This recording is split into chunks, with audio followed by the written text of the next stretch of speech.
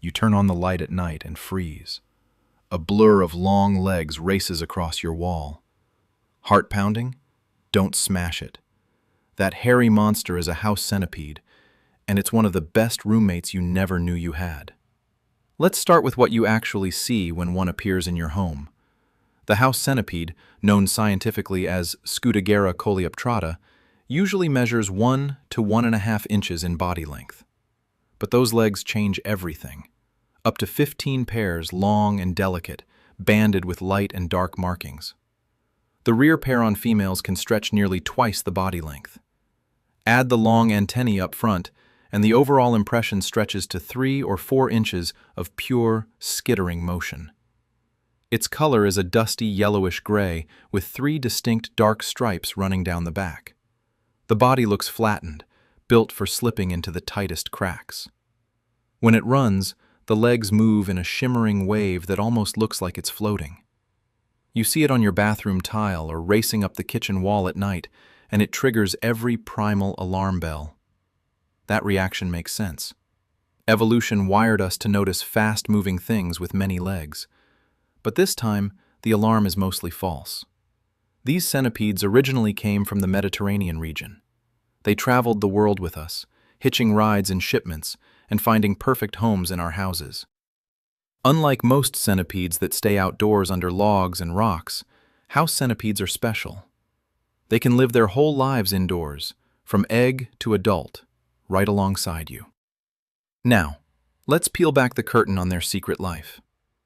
During the bright hours of the day, they stay hidden in cool, damp, dark corners. Think behind loose tiles, inside wall voids, under sinks, in basements, crawl spaces, or even inside that old stack of boxes you keep meaning to sort. They lose moisture easily, so they seek out spots where humidity lingers. That's why you often find them in bathrooms or near leaky pipes. When night falls and the house grows still, they come alive. You might catch one paused on the ceiling, legs fluttering lightly as it senses vibrations in the air, or sprinting across the floor in pursuit of something you can't quite see. Their speed is legendary, up to 0.4 meters per second in short bursts. That's fast enough to chase prey across vertical surfaces, upside down if needed. Those long legs aren't just for show, they're precision tools for hunting. The hunt itself is pure drama. A house centipede spots movement, maybe a silverfish darting along the edge of the tub. The centipede freezes, assessing. Then it explodes forward. Modified front legs, called forcipules, inject venom that paralyzes the prey almost instantly.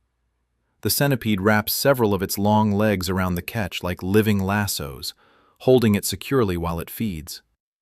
One individual can take down multiple insects in a single night. They're efficient predators, not wasteful ones. Their menu is a who's who of household pests you don't want around.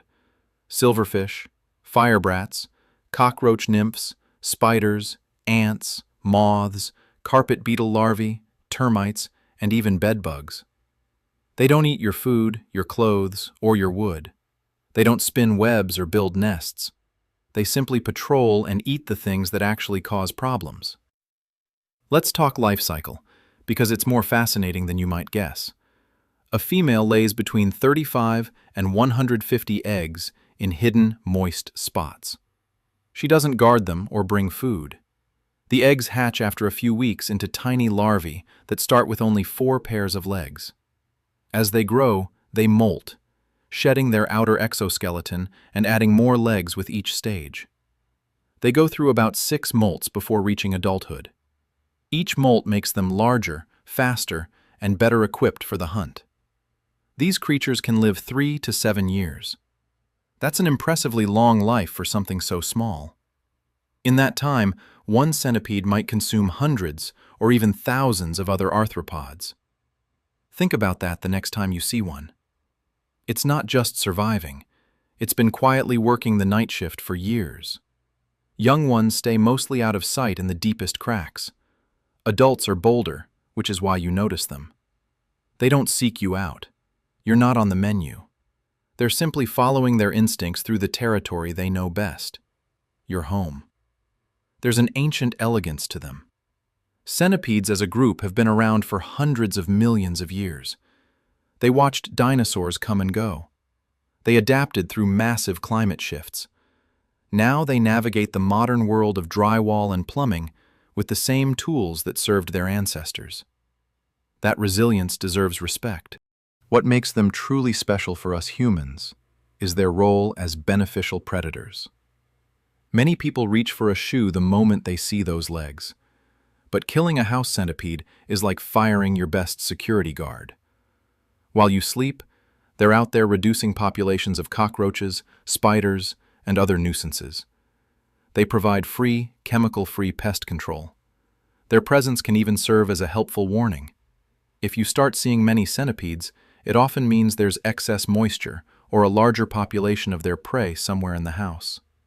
Instead of blaming the centipede, take it as a signal to check for leaks, improve ventilation, or clean up clutter. Fix the root cause, and the centipedes will naturally decrease on their own. Compare them to other scary home creatures. Spiders weave webs that collect dust. Cockroaches spread bacteria. Termites eat your structure. House centipedes do none of that. They don't carry diseases that affect people or pets. They don't reproduce explosively indoors. They're quiet roommates who mind their own business and help with cleanup. There's wonder in their biology, too. Their legs aren't all the same. The rear ones can look almost like extra antennae, creating a kind of auto-mimicry that confuses predators about which end is which. When resting, it's hard to tell front from back. Their venom is tuned for small prey, powerful enough to paralyze a fly or spider, mild enough that a human bite, which is rare, feels like a bee sting at worst. I've heard stories from homeowners who started leaving them alone. One person watched a centipede take down a spider that had been living in their basement for weeks. Another noticed fewer silverfish in the pantry after a few centipedes moved in. Small victories, but satisfying ones. Nature working right in your house. Now, let's address the moment of encounter.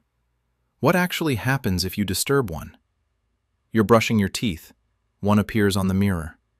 Or you wake up to find it on the bedroom wall.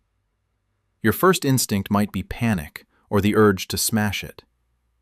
Pause. These animals are incredibly sensitive to vibration and light. They're not aggressive.